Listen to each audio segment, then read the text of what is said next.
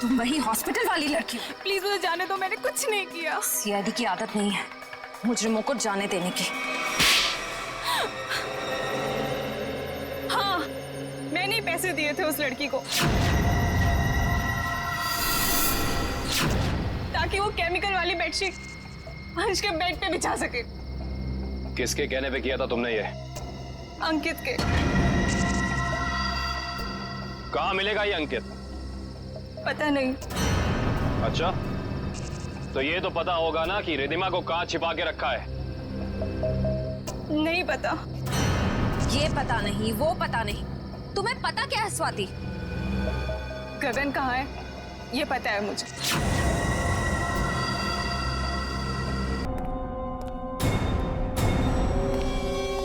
Hi mom. Hi Gagan uncle. I hope सब ठीक तो है ना?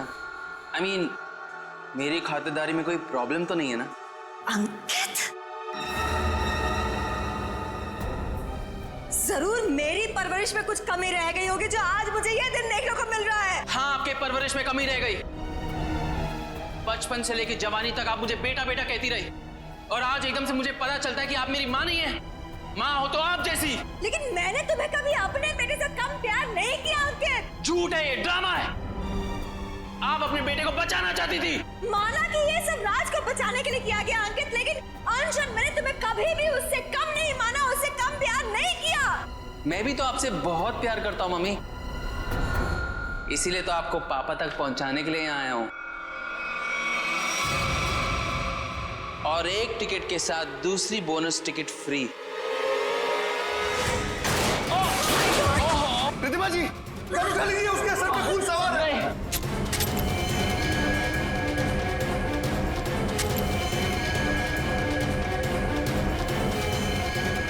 गगन, ये पकड़ो, पकड़ो। अरे शूट करो ना, गोली चलाओ ना, तो वो मार डालेगा। नहीं प्लीज, अरे मारो उसे। प्लीज नहीं। मार डालेगा हमको, मारो।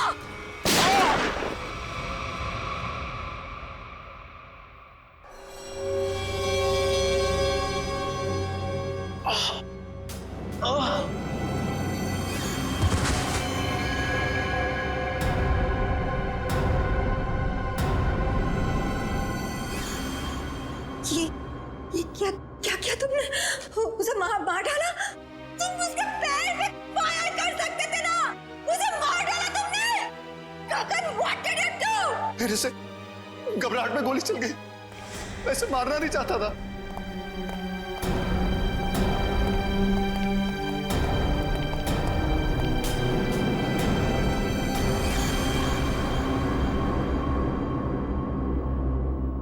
ये तो मर गया।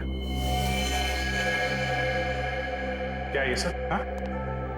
कैसे हुआ ये? मैं जैसे जानबूझ के नहीं मारा सर, मैं सिर्फ अपने आप को बचाना चाहता था। ये गगन सही कह रहा है, अगर हमने अपने बचाव के लिए इसे नहीं मारा होता तो ये हम दोनों को मार देता। हम समझ सकते हैं। श्रेया, इनके स्टेटमेंट रिकॉर्ड कर लो। आप लोग जाइए प्लीज इनके साथ में। चलिए।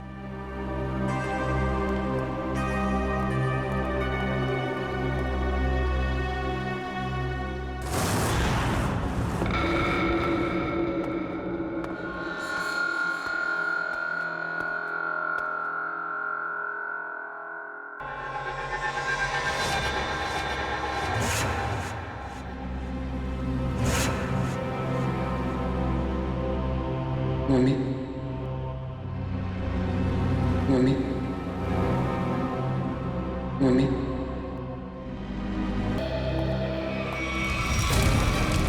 ये क्या? आग! रघु, मंगेश, जल्दी आओ, यहाँ पे आग लगी है, पेशेंट जला है, जल्दी आओ, फायर एक्सटिंग्विशर लेके आओ, जल्दी करो, जल्दी लेके आओ, जल्दी, जल्दी, जल्दी करो, जल्दी।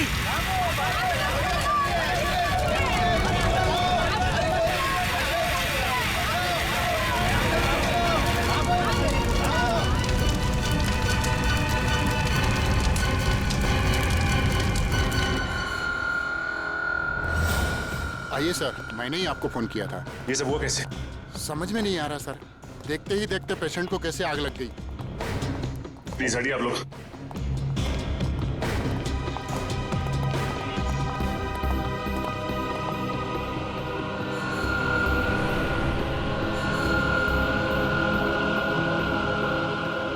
साहब, जिस वक्त ये आग लगी उस वक्त कोई और भी था कमरे में?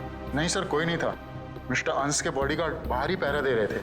हाँ सर, अरे इनके आने से पहले साहब अच्छी खासी लेटे हुए थे, लेकिन जैसे उन्होंने दरवाजा खोला अचानक आग लग गई। ऐसा कैसे हो सकता है? जब कमरे में कोई था ही नहीं तो फिर आग किसने लगाई? अपने आप लग गई आग? है?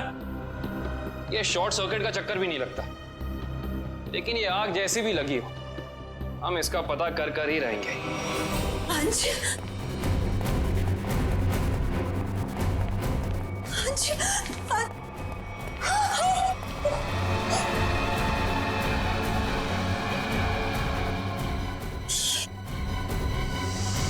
सर, मिस्टर अंश की वाइफ और बेटा। अंश को आग कैसे हो गया ये सब? पापा उठिए पापा, क्या हो गया आपको पापा? संभालिए अपने आप को। देखिए, थोड़े वक्त के लिए आप लोग बाहर कॉरिडोर में इंतजार कीजिए। पंकज प्लीज चलिए। पापा आइए। डॉक्टर साहब, अंश जी यहाँ कौन सी बीमारी का इलाज कराने के लिए एडमिट हुए थे? कल रात इन्हें फूड पॉइजनिंग की वजह से लाया गया था। इनके घर पार्टी थी, शायद कुछ उल्टा सीधा खा लिया होगा। अच्छा ये बताओ कि डॉक्टर साहब के इस कमरे में आने से पहले कोई और भी आया था इस कमरे में? हाँ सर, 2 लोग आए हुए थे। एक कमरे की साफ सफाई करने वाला और दूसरा बिस्तर की चादर बदलने वाली। ये अंश कुमार, इस अंश कुमार की कुंडली निकालनी होगी। जहां तक मुझे याद आता है कि बहुत सारे काले कारनामों में शामिल था।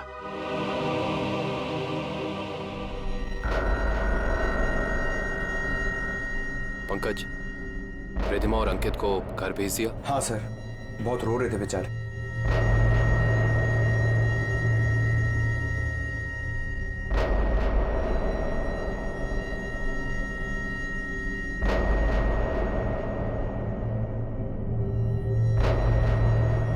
वैसे सालुंके साहब, आपको क्या लगता है आग किस वजह से लगी? मेरी बात छोड़ो सचिन, तुम बताओ, तुम लोगों को क्या लगता है भाई? सालुंके साहब, अगर हमें पता होता तो हम आपको क्यों बुलाते? देखा तारिका, इन लोगों ने तो हाथ खड़े कर दिए। अरे प्रद्युमन तो कहता था तुम लोग सुपर कॉप हो यार।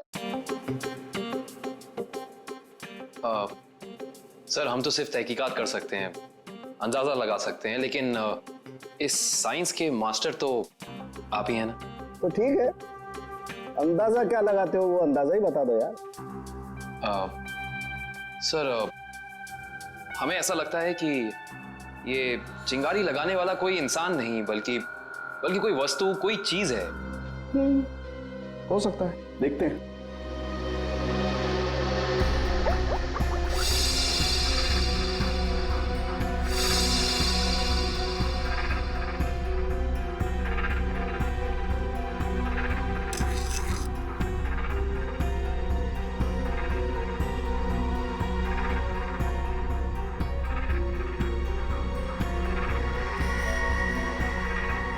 ये बात है।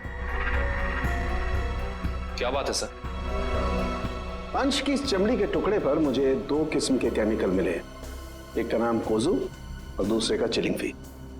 कोजू और चिलिंगफी? ये केमिकल के नाम या कोई चाइनीज रेस्टोरेंट के? पंकज, मजाक नहीं। और ये दोनों केमिकल जब आपस में मिल जाते हैं तो एक तीसरा केमिकल बनता है जो बहुत ही आसानी से आग पकड़ लेता है अगर उसे एक निश्चित मात्रा से ज्यादा ऑक्सीजन मिल जाए तो। और जैसे ही डॉक्टर साहब ने इस कमरे का दरवाजा खोला, यहाँ का ऑक्सीजन लेवल बढ़ गया और अंश का शरीर खुद ब खुद जलने लगा। इसका मतलब अंश की बॉडी पे ये केमिकल हॉस्पिटल के किसी अंदर वाले ने लगाया है। अंदर वाले ने। देखिए, आप बेवजह हम पर शक कर रहे हैं। हम भला अपने मरीज की जान क्यों लेंगे? डॉक्टर साहब, हम भी यही जानना चाहते हैं कि आपने किसके कहने पे वो केमिकल अंश की बॉडी पे लगाया? देखिए, मैंने मिस्टर अंश को छुआ तक नहीं। मैं तो एक एक दवाइयां उनके बॉडीगार्ड के सामने देता था। अगर आपने नहीं छुआ तो किसने किया है? किसने स्पंज बात दिया उसे? देखिए मिस्टर अंश यहाँ पर फूड पॉइजनिंग के इलाज के लिए आए थे, तो स्पंज बात देने का तो सवाल ही नहीं उठता। मैं कह रहा हूँ ना कि हम में से किसी ने भी उनकी बॉडी के ऊपर कोई केमिकल नहीं लगाया। अच्छा, तो आप ये कहना चाहते हैं कि डॉक्टर सालुंके गलत कह रहे हैं? जी नहीं, मैं ये बिल्कुल नहीं कह रहा हूँ। मैं सिर्फ इतना कह रहा हूँ कि मैंने या मेरे किसी भी स्टाफ ने उनकी बॉडी के ऊपर कोई केमिकल नहीं लगाया है। 2 लोग आए हुए थे, एक कमरे की साफ सफाई करने वाला और दूसरा बिस्तर की चादर बदलने वाली। माय गॉड, कहीं वो केमिकल उस चादर पे तो नहीं लगा हुआ था जो अंश के कमरे में बिछी हुई थी? डॉक्टर साहब, ये सारी बेडशीट कहाँ रखी जाती? देखिए सर, यहाँ पर सारे रूम नंबर्स लिखे हुए हैं और उस कमरे के रूम के अनुसार वहाँ की बेडशीट और बाकी का सामान रखा हुआ है। सर, ये अंश के रूम का लॉकर है।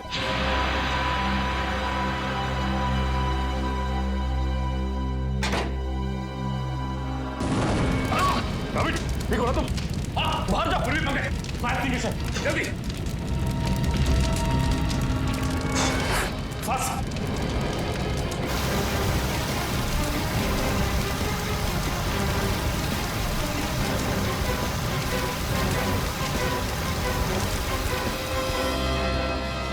हमें लगता है थोड़ा केमिकल रह गया था इसमें। सही कह रहे हो सचिन, अब तो इस लॉकर को बाहर निकालना ही पड़ेगा। आप लोग प्लीज थोड़ा पीछे रहिए।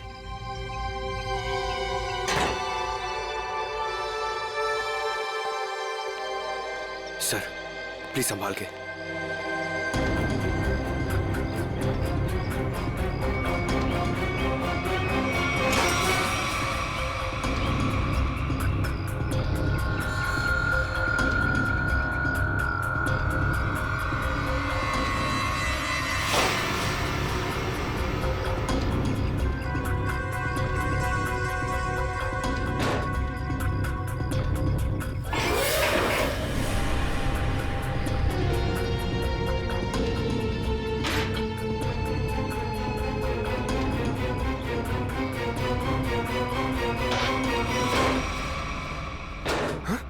सर, ये क्या? आपकी बार तो आग ही नहीं लगी। क्या बोल रहे? आग सिर्फ इसमें लगी। ये देखो, सिर्फ ये बैग जला है, बाकी सारी की सारी चीजें बिल्कुल वैसी हैं। ये देखो। सर, इसका मतलब केमिकल इस बैग में होगा और बेडशीट इसी बैग में लाई होगी। हाँ पंकज, एग्जैक्टली ऐसा ही हुआ है।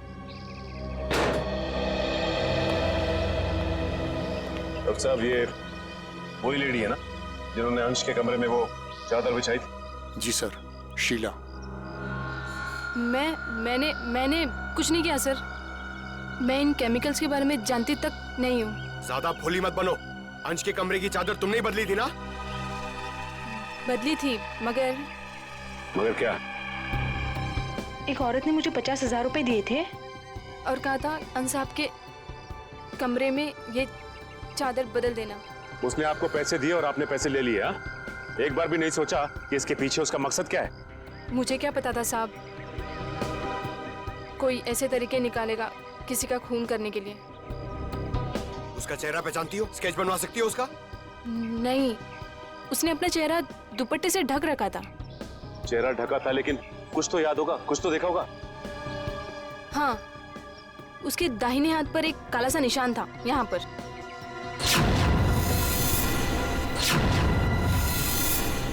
ठीक है, आप लोग जा सकते हैं। जी सर। अंश को फूड पॉइजनिंग हुई उसके घर पे, जिसके बाद वो हॉस्पिटल में एडमिट हुआ। और कमाल की बात है कि हॉस्पिटल में आने के बाद वो जल के मर गया। कुछ तो गड़बड़ है।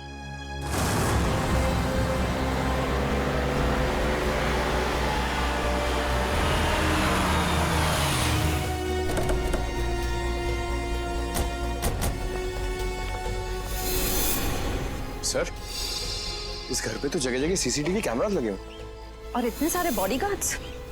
लगता है अंश जानते थे कि उनकी जान को खतरा है। राइट श्रेया, कोई ना कोई बात तो जरूर थी, वरना इतनी ज्यादा सिक्योरिटी कोई मामूली इंसान नहीं रखता। मैंने पुलिस स्टेशन में उनके गुमशुदा होने की रिपोर्ट भी लिखवाई है। कल से वो गायब है। बुरा मत मानिएगा मैडम, लेकिन मुजरिम अक्सर खून करके ऐसे ही फरार हो जाते हैं। बार बार उनको मुजरिम कह करके उनका अपमान मत करिए। अगर उनको जुर्म करना ही होता तो वो अंश जी की बात मान करके अंकित को मार ना देते। एक मिनट, क्या कहा आपने? अंश जी ने गगन को अपने बेटे अंकित का खून करने का काम सौंपा था, पर गगन ने साफ इनकार कर दिया और इसी वजह से उन्होंने गगन को नौकरी से निकाल दिया। ओह, तो इस वजह से गगन को नौकरी से निकाल दिया गया।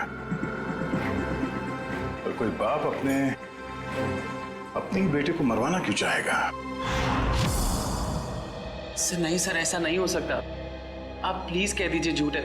मेरे पापा मुझे मारने की प्लानिंग कभी कर ही नहीं सकते। हम जानते हैं ये बात आप लोगों के लिए काफी धक्का पहुंचाने वाली है। गगन की पत्नी झूठ बोल रही है। अपने पति को बचाने के लिए कुछ भी मनगढ़ंत कहानी बना रही है वो। अंश जैसा पिता अपने इकलौते बेटे को मारने की कैसे सोच सकता है?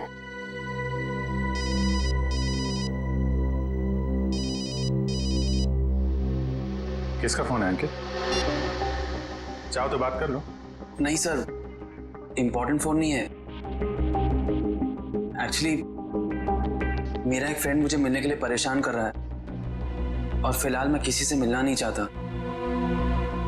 सर, अगर आपके सवाल पूरे हो गए हो तो क्या हम जा सकते हैं? अब हमें अंश की शोक सभा की तैयारी करनी है। ठीक है, आप जा सकते हैं। इशिता? Yes sir.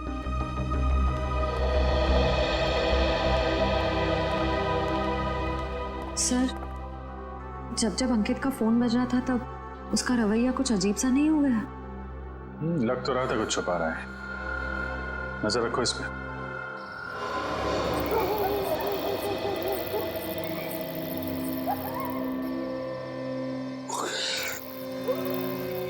सर, हम लोग क्या रात भर यहीं खड़े रह के पहरा देंगे? रात बहुत काम की चीज होती है पंकज। जो काम दिन के खुले उजाले में नहीं किए जा सकते ना, वो रात के साए में हो जाते हैं। सर, अंकित आ रहा है। आ नहीं रहा श्रेया, हमें ले जा रहा है अगले सुराग तक।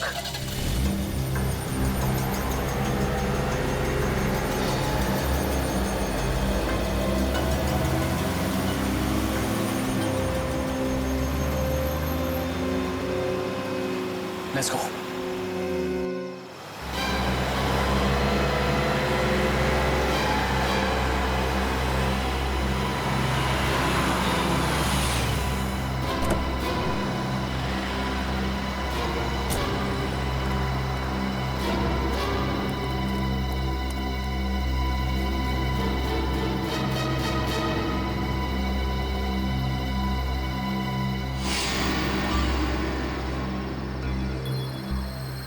सर, ये इतनी रात को यहाँ ढाबे पे खाना खाने को आया है?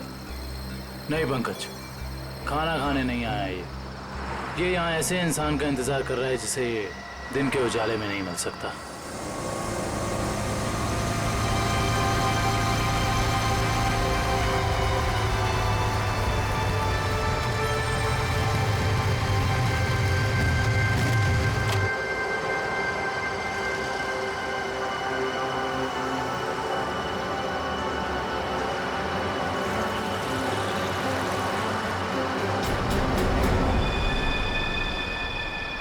सर, मैंने तो सोचा ये लड़का होगा, ये तो लड़की निकली।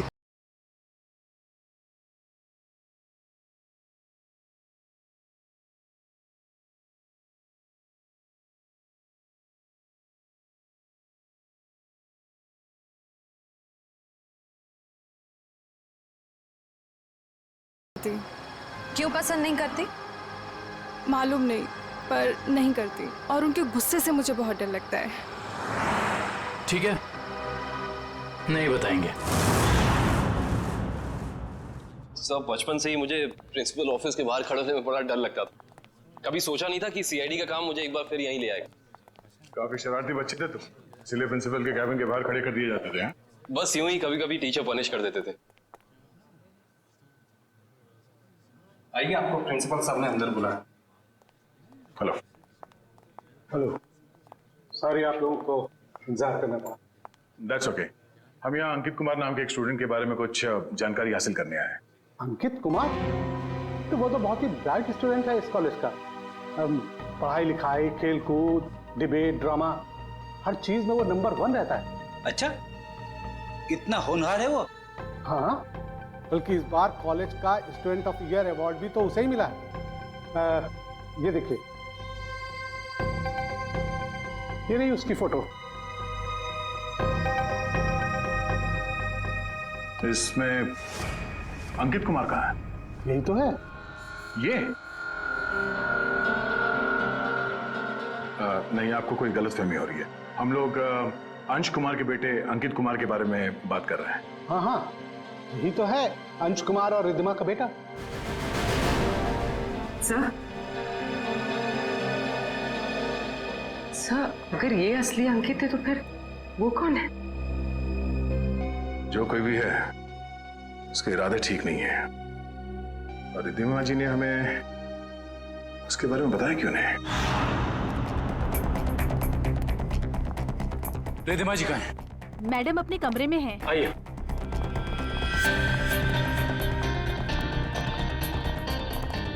मैडम सीआईडी वाले आए हुए हैं। मैडम। रिद्धिमा जी।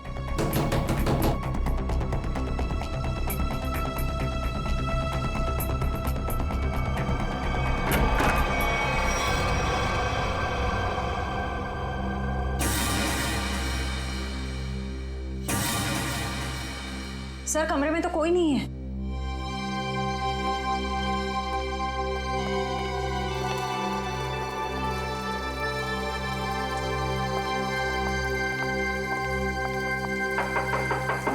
रिद्धिमा जी।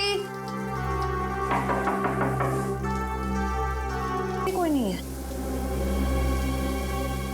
सर ये देखिए, सर यहाँ पे खून भी लगा हुआ है।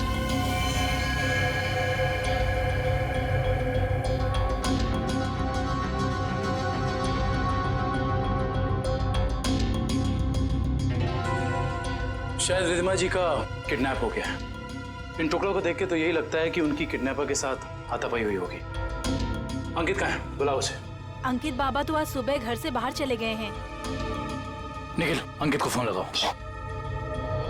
इस कमरे में इतना कुछ हो गया और किसी को भनक तक नहीं लगी। फायदा क्या घर में इतनी सिक्योरिटी का? अच्छा ये बताओ कि खिड़की के पीछे की तरफ भी कैमरा लगा है ना? जी सर। मुझे उसकी फुटेज देखनी है।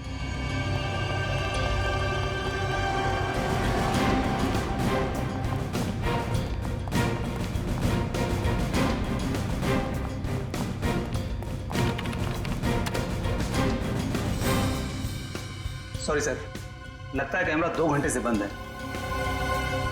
मतलब जरूर तुम में से ही किसी का काम है ये, जिसने गुनाह करने से पहले कैमरा बंद कर दिया। सर, हम ऐसा क्यों करेंगे? कोई बाहर वाला यहाँ आके कैमरा बंद नहीं कर सकता। ये किसी अंदर वाले का काम है, समझे तुम?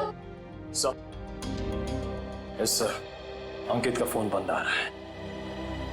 कहीं सबके पीछे अंकित का हाथ तो नहीं है?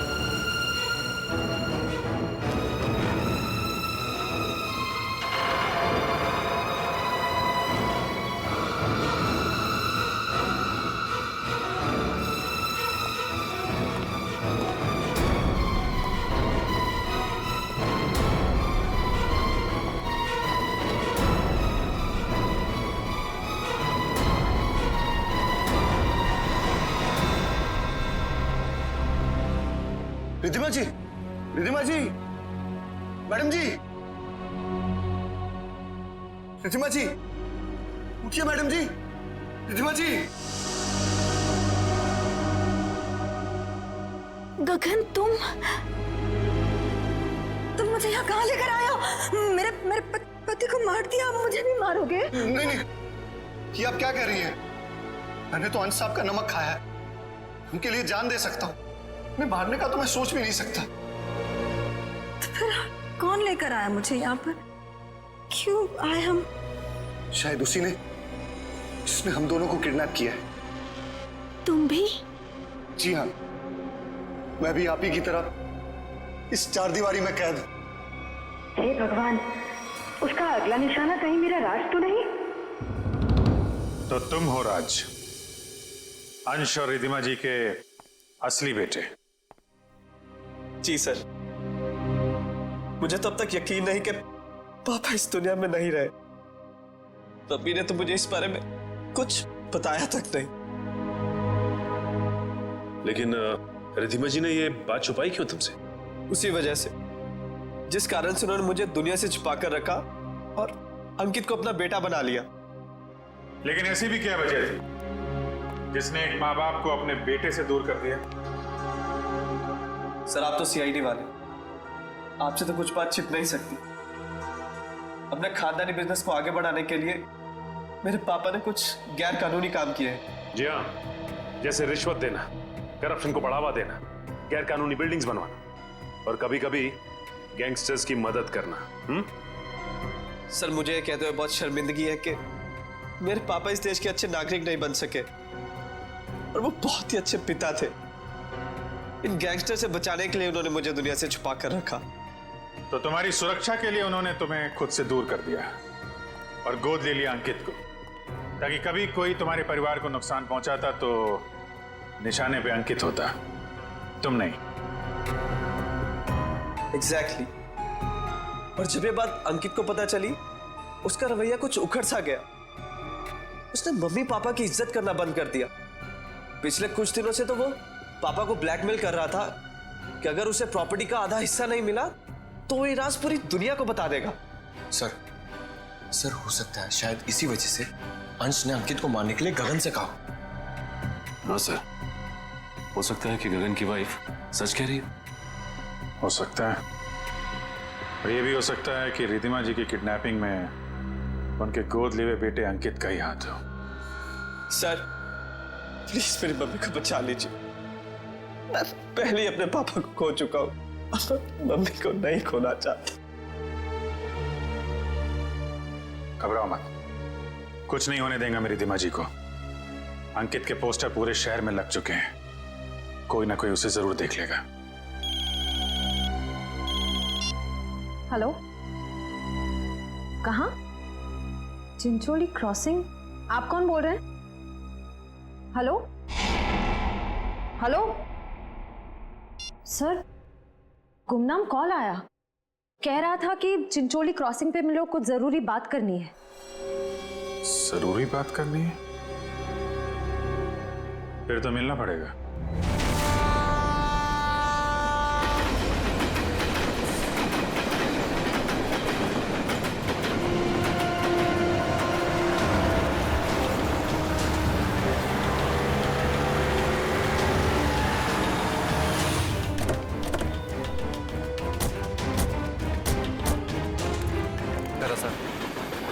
हसनपुरा चौर।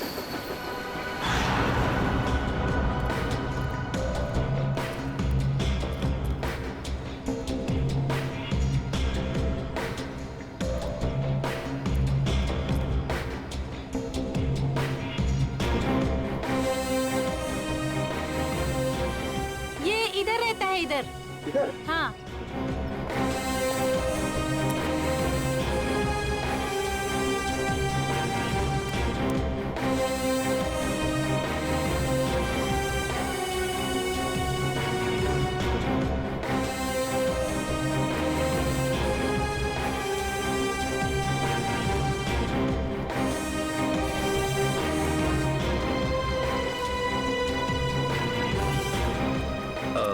आपने इसे कहीं देखा है?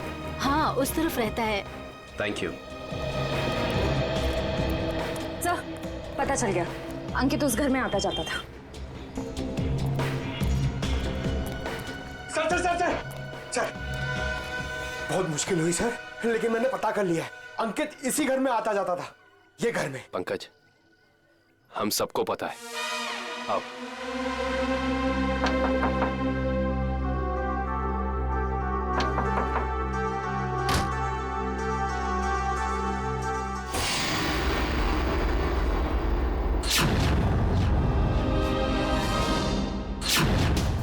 आप लोग? हाँ, हम लोग। सर यहाँ? हमें एक बॉडीगार्ड की जरूरत थी, तो सोचा क्यों ना तुमसे मिल लिया जाए। क्या मजाक करते हैं साहब? सीआईडी को कब से बॉडीगार्ड की जरूरत पड़ने लगी? जब से तुम जैसे बॉडीगार्ड गुनाह करने लग गए। जिस परिवार ने तुम्हें अपनी सुरक्षा के लिए रखा था, तुम उसे ही नुकसान पहुंचा रहे हो। ये क्या कह रहे हैं साहब आप? अंकित क्यों आता था यहाँ? अंकित बाबा यहाँ नहीं आए। हमसे झूठ बोलने का कोई फायदा नहीं है। सीआईडी से ना कोई बच सका है और ना बच पाएगा, इसलिए कह रहे हैं सब सच सच बता दो। हम जान चुके हैं कि अंकित अंशी का बेटा नहीं है। बताओ क्या सच है? बोलो क्या सच है? बताता हूँ। दरअसल में अंकित का असली बाप मैं हूँ। तुम? हाँ, अंश साहब मेरे बेटे को गोद लेना चाहते थे और मैं भी अपने बेटे के सुनहरे भविष्य के लिए उन्हें मना नहीं कर सका। मगर तुम्हारे अंकित ने जिस थाली में खाया उसी में छेद किया। पहले अंश को मार डाला, फिर रिद्धिमा को किडनैप कर लिया। नहीं साहब, मेरा बेटा ऐसा नहीं कर सकता। मैं उसे अच्छी तरह जानता हूँ। अगर ऐसा है तो हम अंकित को कुछ नहीं होने देंगे, लेकिन अब हमें साफ साफ बताओ ये अंकित हमें मिलेगा कहाँ? अंकित अपने दोस्त स्वाति के साथ है, ग्रीन सी लॉज में। ग्रीन सी लॉज।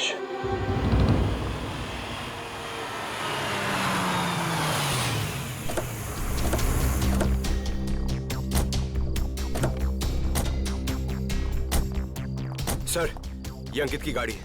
अंदर चल के चेक करते हैं।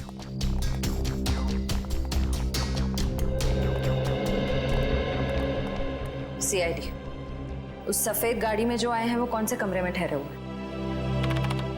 Room number 113। Thank you. आओ।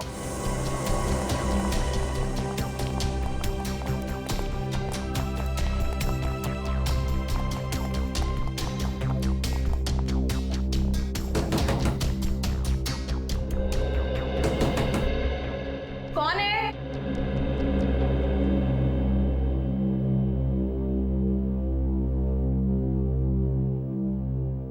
मैडम, हम रूम सर्विस से हैं। जरा खोलिए ना, चॉकलेट केक लाए हैं आपके लिए।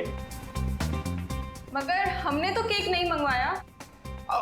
मैडम वो क्या है ना, हमारे होटल का 5वीं सालगिरह है, इसीलिए हम सबको चॉकलेट केक खिला रहे हैं।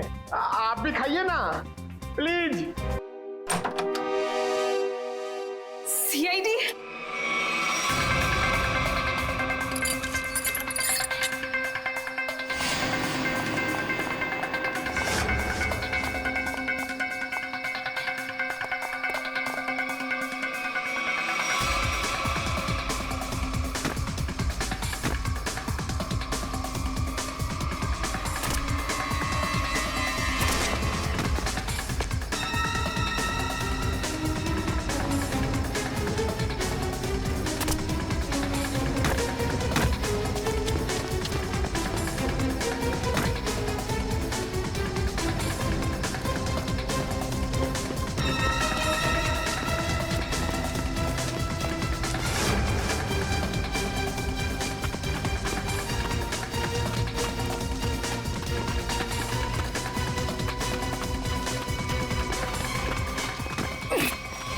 प्लीज मुझे छोड़ दो, प्लीज।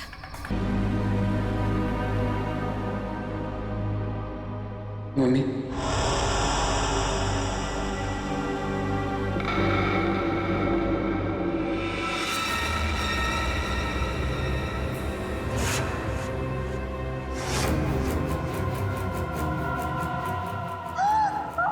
आपने मेरे साथ ऐसा क्यों किया? हमने मेरे साथ ऐसा क्यों किया मम्मी? क्यों मुझे धोखा दिया?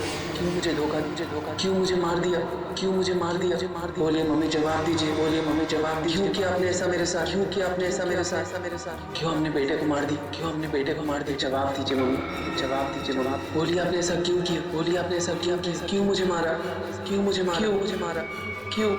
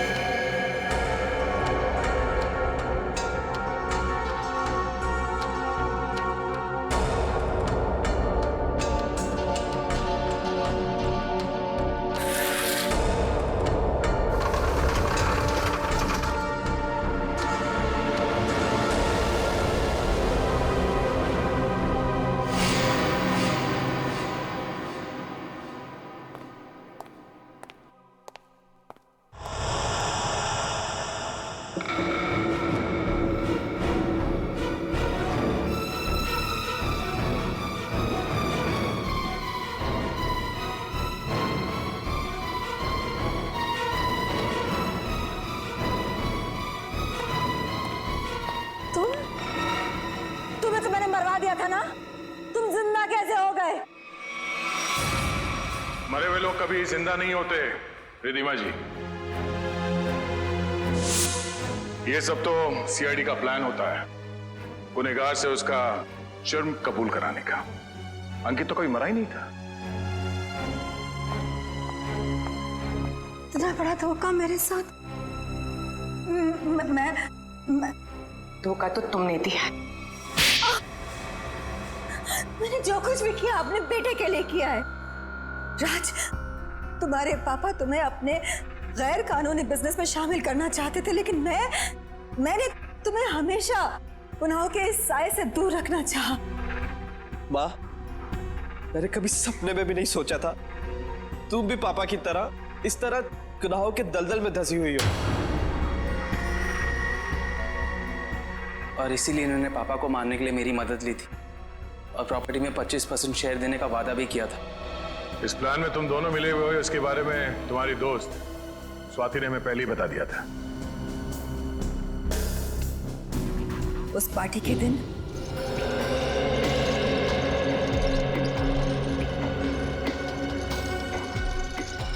ओह माय गॉड, कितना ऑयली खाना लेकर जा रहे हो साहब के लिए? डॉक्टर ने परहेज के लिए कहा है ना। जाओ सैंडविच और जूस लेकर आओ, जाओ। मगर साहब ने? साहब तुम्हारे बॉस हैं, बट साहब की बॉस मैं हूँ। जाओ। जी मैम।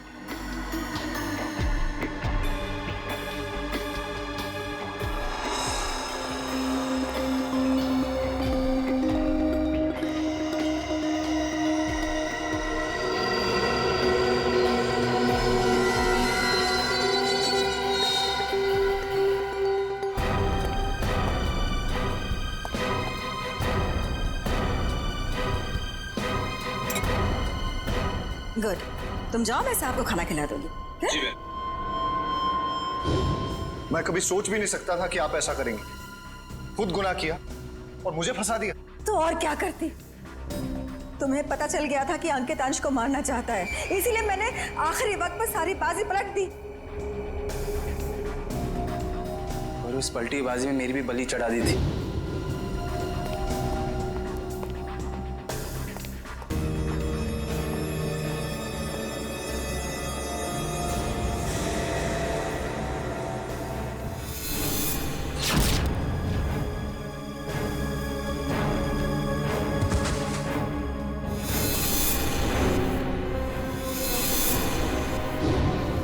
मुझे पता चला कि गगन को तो पूरी सच्चाई पता ही नहीं है। उसे तो यही नहीं पता कि अंश की मौत में मेरा हाथ है, इसलिए मैंने सारा इल्जाम अंकित पर डाल दिया।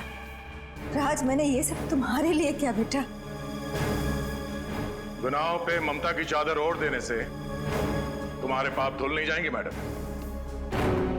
आप दोनों का फैसला अदालत करेगी, या तो फांसी होगी या फिर जिंदगी भर जेल।